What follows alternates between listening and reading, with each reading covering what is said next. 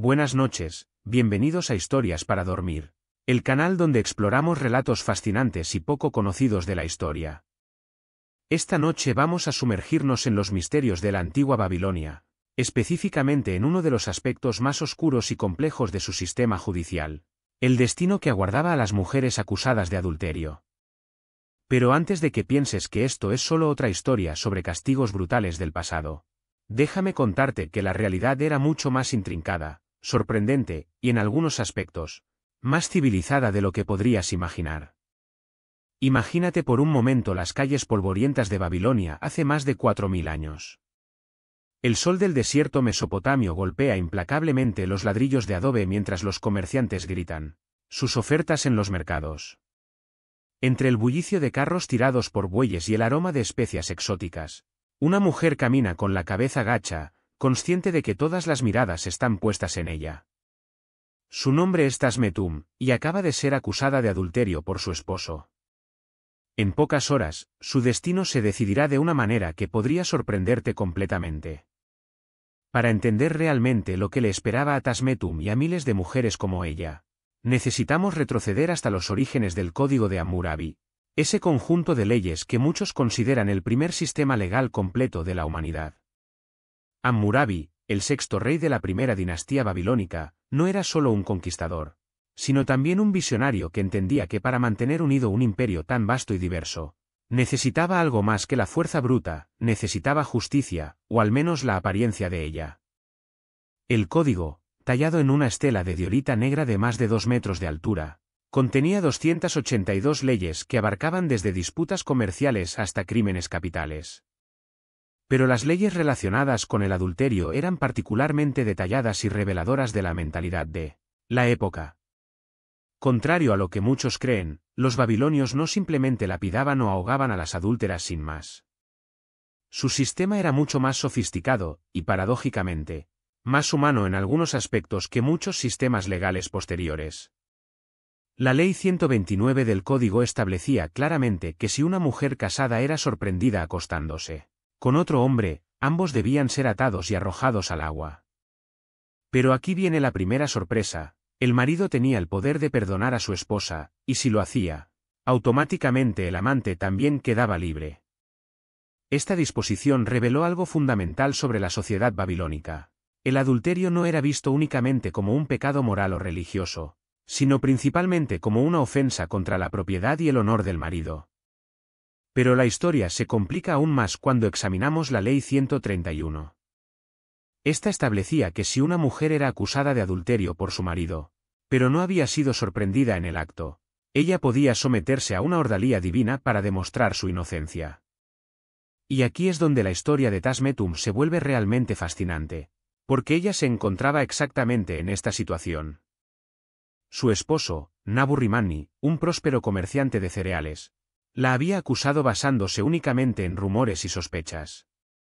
Había notado que ella pasaba demasiado tiempo conversando con Marduk-Nasir, un joven escriba que trabajaba en el templo cercano. Los vecinos habían comenzado a murmurar, y en una sociedad donde la reputación lo era todo, esos murmullos eran tan peligrosos como una daga afilada.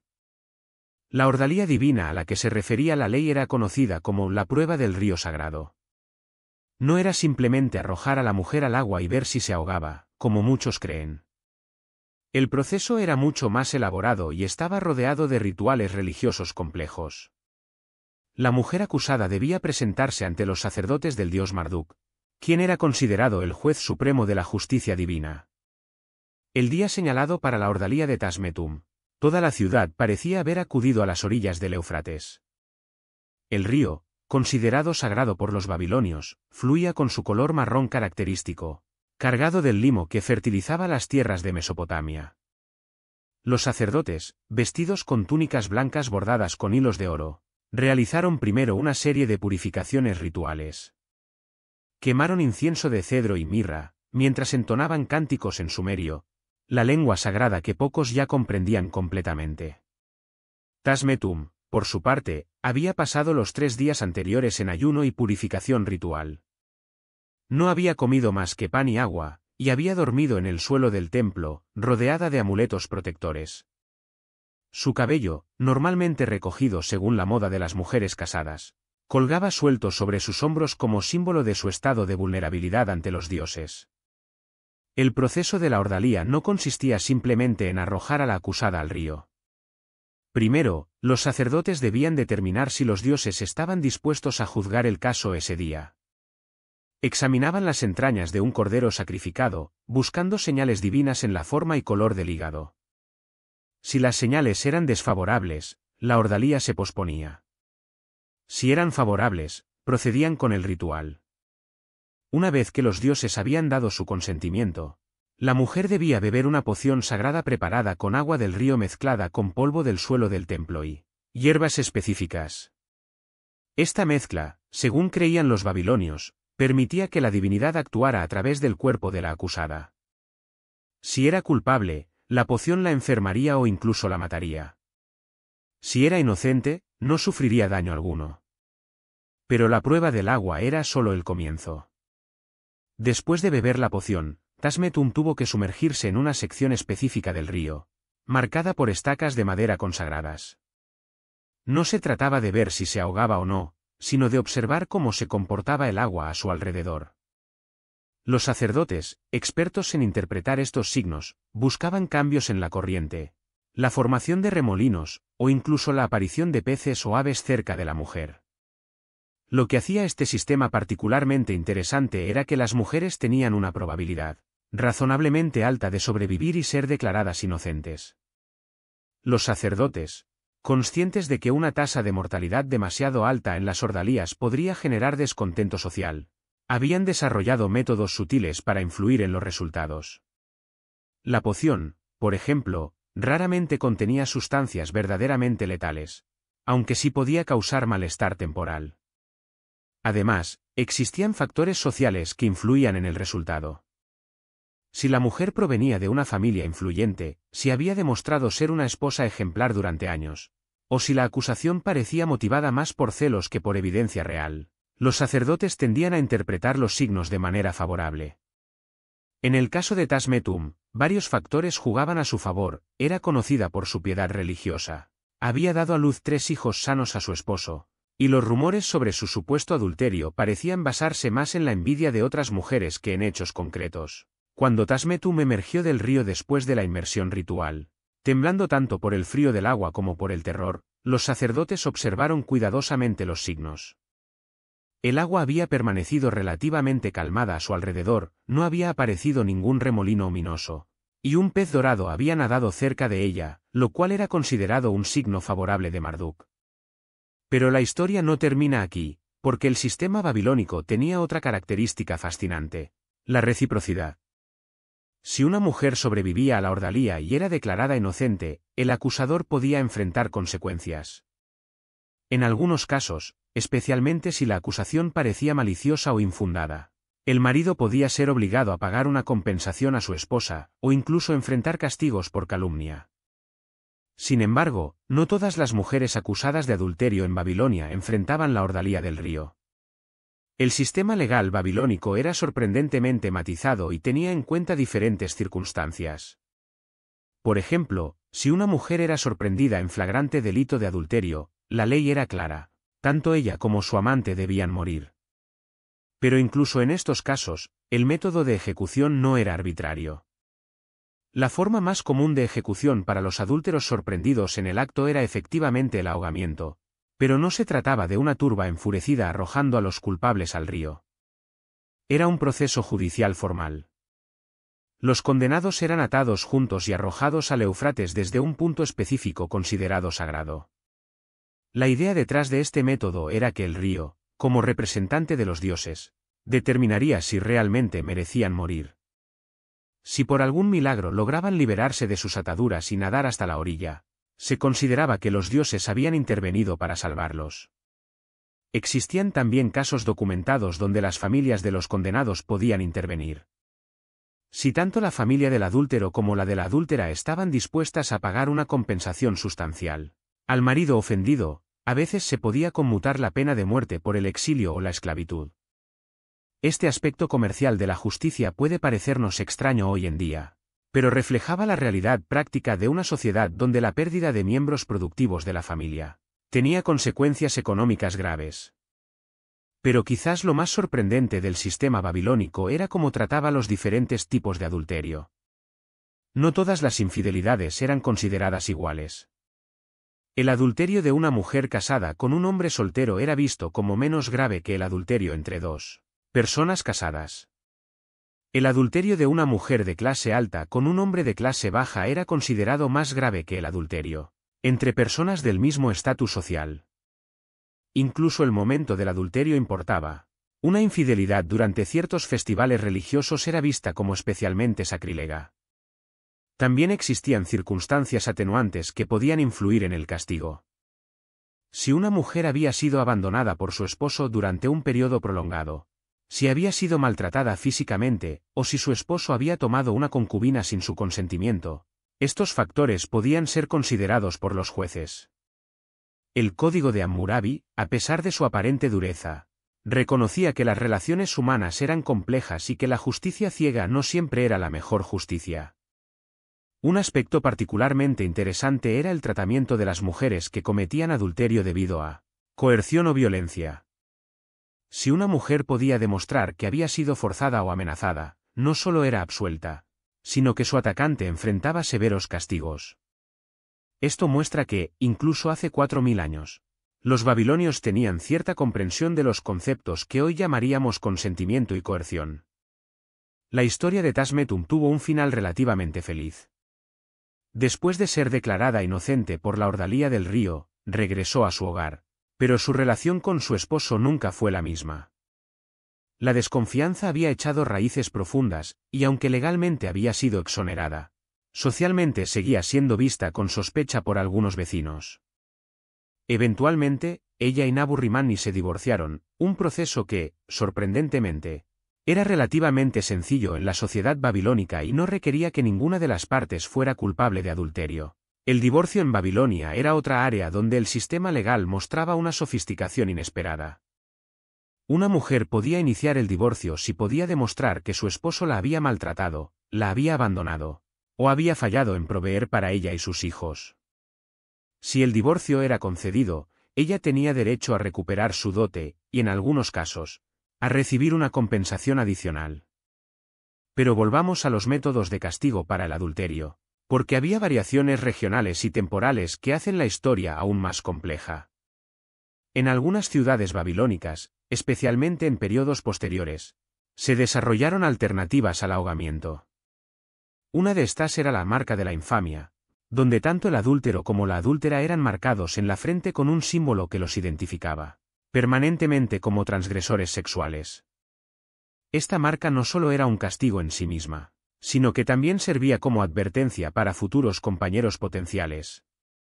Otra variación era el exilio ritual, donde los culpables eran expulsados de la ciudad durante un periodo determinado, generalmente 7 años. Durante este tiempo, no podían regresar bajo pena de muerte, y sus propiedades eran confiscadas y distribuidas entre sus familias ofendidas. Este castigo era considerado por muchos como peor que la muerte, ya que en una sociedad tan centrada en la comunidad y la familia, el exilio equivalía a una muerte social. En algunos casos documentados, especialmente cuando el adulterio involucraba a miembros de la nobleza o del clero, se aplicaban castigos más creativos y simbólicos. Había registros de adúlteros obligados a caminar desnudos por las calles principales de la ciudad mientras los ciudadanos les arrojaban excrementos y basura. Otros eran forzados a realizar trabajos humillantes en los templos, como limpiar letrinas o cargar cadáveres, trabajos que normalmente se reservaban para los esclavos más despreciados. La influencia de la religión en estos castigos no puede ser subestimada. Los babilonios creían que el adulterio no solo ofendía al marido traicionado, sino también a los dioses, especialmente a Istar, la diosa del amor y la fertilidad, quien paradójicamente también castigaba a quienes abusaban de los dones sexuales que ella había otorgado a la humanidad. Los templos de Istar tenían sacerdotisas especializadas en casos de adulterio, quienes no solo participaban en los juicios, sino que también ofrecían rituales de purificación para las parejas que deseaban reconciliarse después de una infidelidad. Estos rituales de purificación eran elaborados y costosos, lo que significa que solo las familias adineradas podían permitírselos. Incluían sacrificios de animales específicos, ofrendas de aceites perfumados y metales preciosos, y periodos de abstinencia sexual que podían durar hasta un año. La idea era que, a través de estos rituales, la pareja podía limpiar la mancha espiritual del adulterio y comenzar de nuevo. Pero quizás el aspecto más fascinante del sistema babilónico era cómo manejaba los casos ambiguos o complejos. Había situaciones donde la evidencia era contradictoria, donde múltiples testigos ofrecían versiones diferentes de los eventos, o donde las circunstancias eran tan inusuales que no encajaban claramente en ninguna de las leyes existentes. En estos casos, los jueces podían recurrir a métodos de investigación que nos parecerían familiares hoy en día. Por ejemplo, había escribas especializados en lo que podríamos llamar investigación criminal. Estos funcionarios entrevistaban a testigos, examinaban evidencia física, e incluso realizaban reconstrucciones de los supuestos crímenes. En un caso documentado de la época de Nabucodonosor II, un escriba investigador descubrió que una acusación de adulterio había sido fabricada por un hermano celoso que quería heredar la propiedad de su cuñada. La investigación reveló inconsistencias en los testimonios de los testigos, quienes habían sido sobornados para mentir. La tecnología de la época también jugaba un papel en estos casos. Los babilonios eran maestros en el arte de la escritura cuneiforme, y mantenían registros detallados de casi todo. Había documentos que registraban los movimientos de las personas, especialmente de aquellas involucradas en el comercio o en actividades religiosas. Estos registros a menudo podían proporcionar coartadas o, por el contrario, evidencia incriminatoria. Un caso particularmente interesante involucró a una mujer llamada Belusayim, esposa de un alto funcionario del Palacio Real. Fue acusada de adulterio con un comerciante extranjero, pero los registros del templo mostraron que en el momento del supuesto adulterio, ella estaba participando en un ritual religioso de 3 días que requería reclusión completa. La acusación resultó ser parte de una conspiración política para desacreditar a su esposo, quien había estado investigando corrupción en la administración real. El sistema de testigos en los casos de adulterio también era complejo. No cualquiera podía testificar en estos casos. Los testigos debían ser ciudadanos de buena reputación, no podían tener conflictos de interés con ninguna de las partes involucradas, y debían jurar por los dioses que estaban diciendo la verdad. El perjurio en casos de adulterio era castigado severamente, a menudo con la misma pena que habría recibido el acusado si hubiera sido encontrado culpable. Además, había reglas estrictas sobre qué tipo de evidencia era admisible. Los rumores y el chisme, aunque socialmente destructivos, no eran suficientes para una condena. Se requería evidencia directa, testigos oculares del acto sexual, evidencia física como ropa desgarrada o manchas sospechosas, o confesiones obtenidas bajo juramento religioso. La confesión era un elemento particularmente interesante del sistema babilónico. A diferencia de muchas sociedades posteriores, los babilonios no usaban la tortura para obtener confesiones en casos de adulterio. En su lugar, confiaban en la presión psicológica y religiosa. Los acusados eran llevados ante estatuas de los dioses y se les pedía que confesaran si eran culpables. La creencia era que mentir ante los dioses traería consecuencias terribles no solo para el mentiroso, sino también para su familia, por lo que muchas personas culpables confesaban voluntariamente. Sin embargo, el sistema también reconocía que las confesiones podían ser falsas, especialmente si eran motivadas por el miedo o la desesperación. Había casos documentados donde personas inocentes confesaron crímenes que no habían cometido, solo para evitar la incertidumbre y el estrés de un juicio prolongado. Para prevenir esto, las confesiones debían ser corroboradas con evidencia adicional antes de que pudieran ser aceptadas. La participación de las familias en estos casos era otro aspecto único del sistema babilónico. Tanto la familia de la acusada como la del acusador tenían roles activos en el proceso judicial. Podían proporcionar testigos, presentar evidencia, e incluso negociar acuerdos fuera del tribunal. En muchos casos, las familias preferían resolver estos asuntos privadamente para evitar el escándalo público y las consecuencias económicas de un juicio. Estos acuerdos familiares podían tomar varias formas. A veces, La familia de la mujer acusada pagaba una compensación sustancial a la familia del marido ofendido. Otras veces, se arreglaban matrimonios entre miembros de las dos familias para restaurar el honor y crear nuevos lazos de parentesco. En casos extremos, la familia de la acusada podía ofrecer a otra hija en matrimonio al marido ofendido como reemplazo de la esposa infiel.